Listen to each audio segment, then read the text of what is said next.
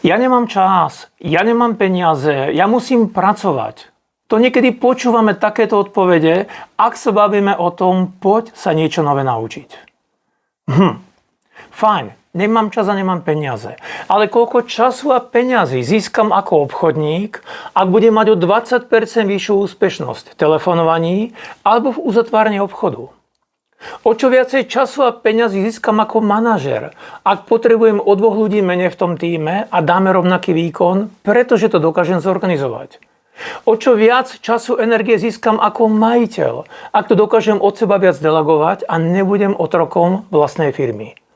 Čiže ak nemám čas a nemám peniaze, je to indikátor jednej veci. Potrebujem dostať nové nápady, novú inšpiráciu, aby som sa pohol dopredu.